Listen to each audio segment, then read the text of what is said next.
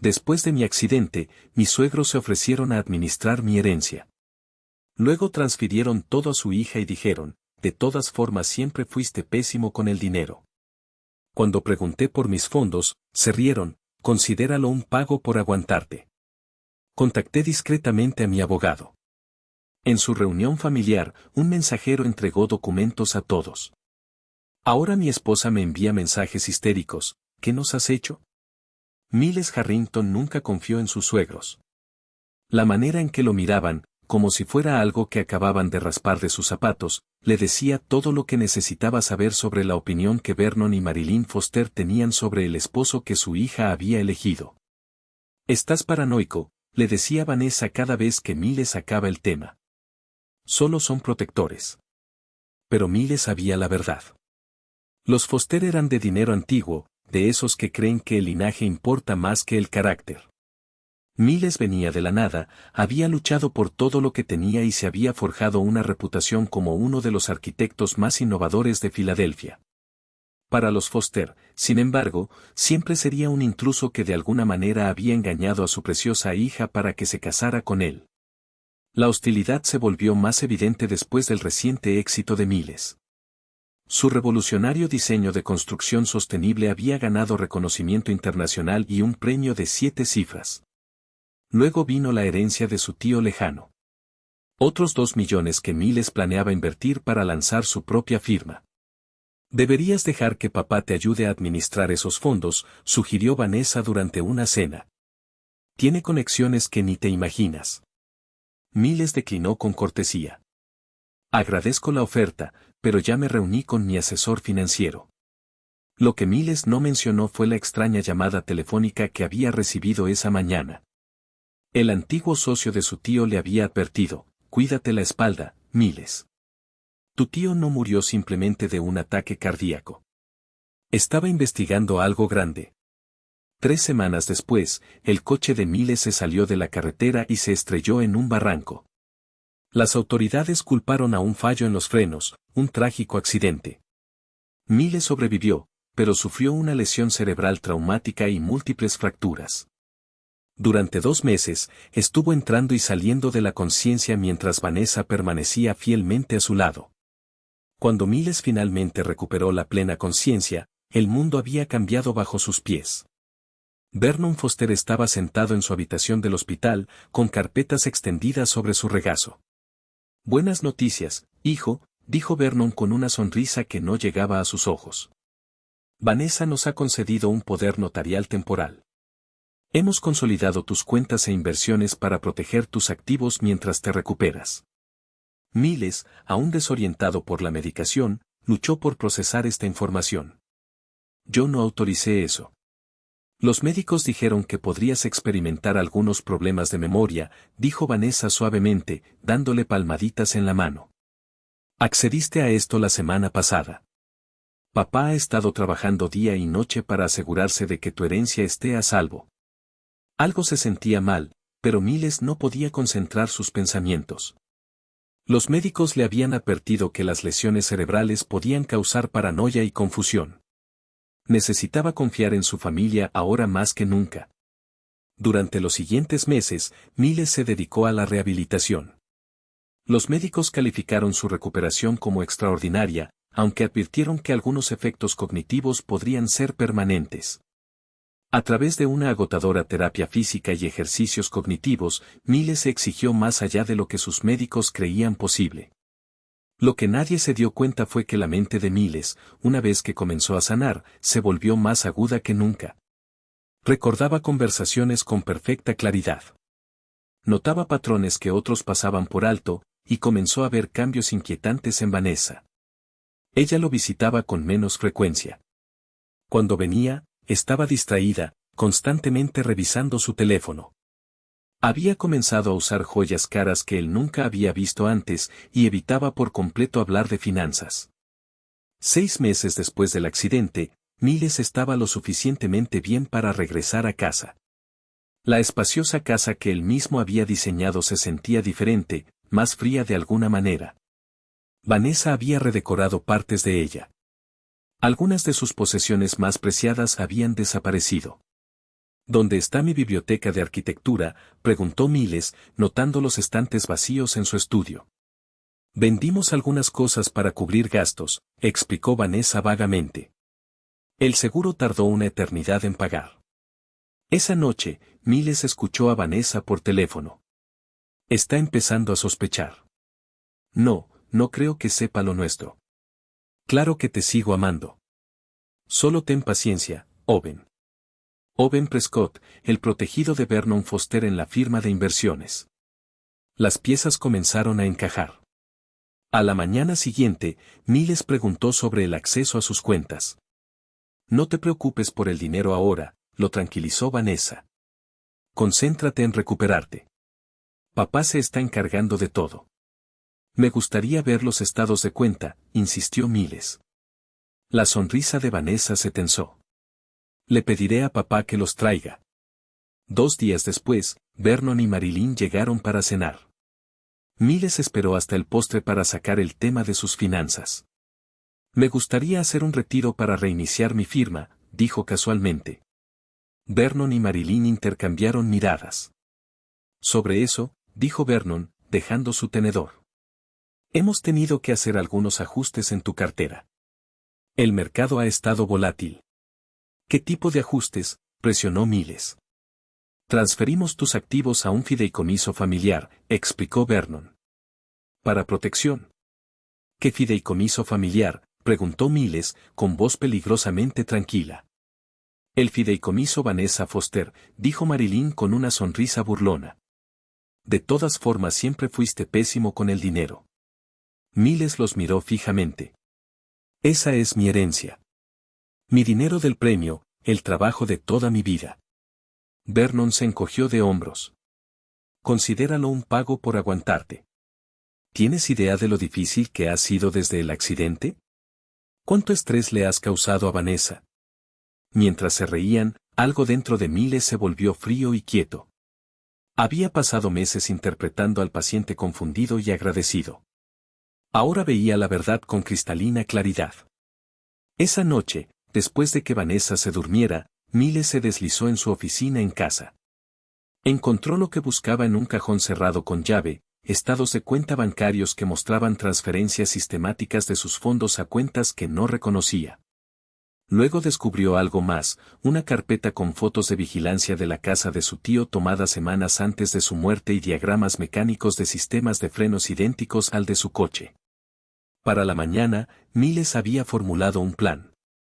Necesitaría aliados, evidencia y, sobre todo, paciencia. Contactó a Lloyd Carver, un abogado con quien había entablado amistad años atrás cuando ambos eran recién llegados luchando por abrirse camino. Lloyd se había convertido en uno de los litigantes más temidos de la ciudad.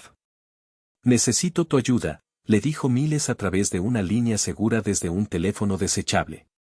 Pero nadie puede saber que estamos trabajando juntos. Durante los siguientes 4 meses, Miles interpretó perfectamente el papel del esposo derrotado. Parecía agradecido por la ayuda de Vernon en la gestión de sus finanzas. Fingía no notar los frecuentes viajes de compras de Vanessa que siempre coincidían con los viajes de negocios de Owen Prescott. Incluso soportó los insultos apenas velados de Marilyn en las reuniones familiares. Mientras tanto, estaba construyendo su caso.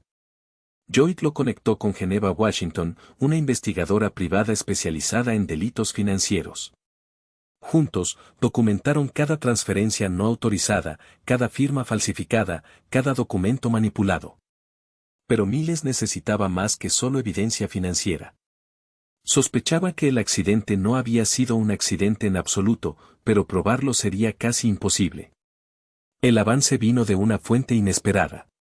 Durante una cena familiar de los Foster, Dorothy, la ama de llaves de Vernon desde hacía mucho tiempo, llevó a Miles aparte.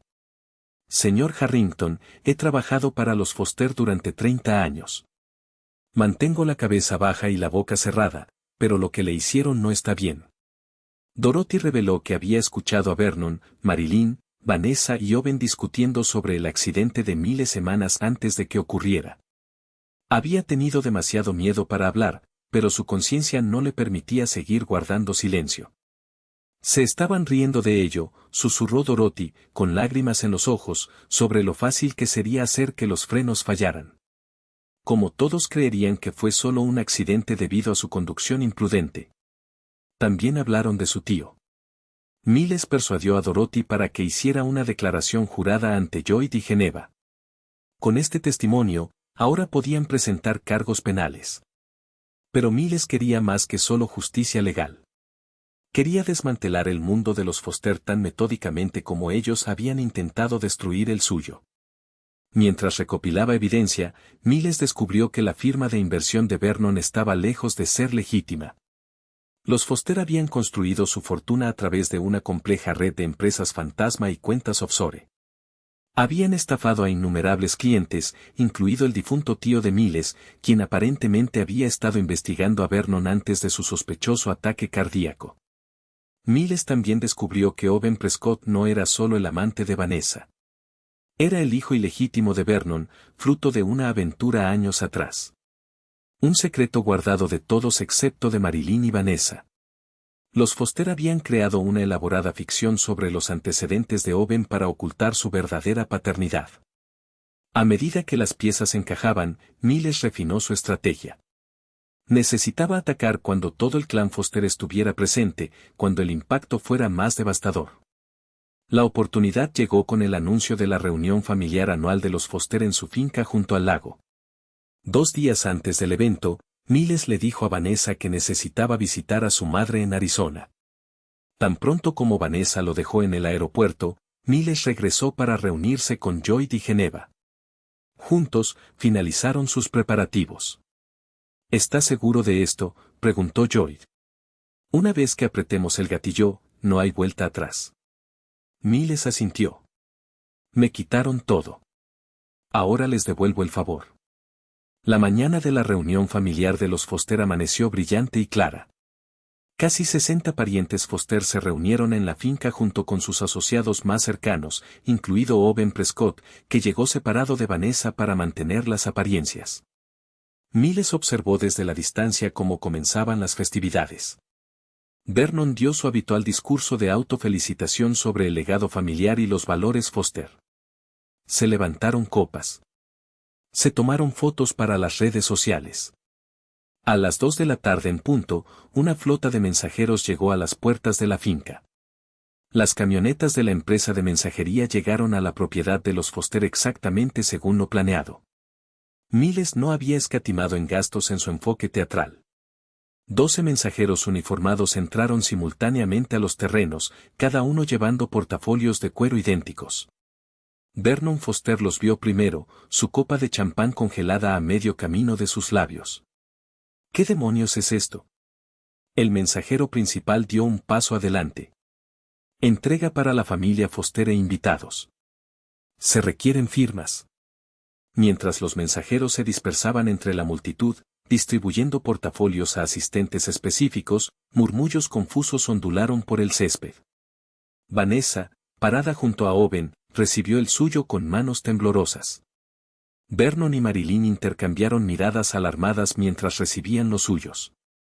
Dentro de cada portafolio había un expediente personalizado meticulosamente ensamblado por Miles, Lloyd y Geneva.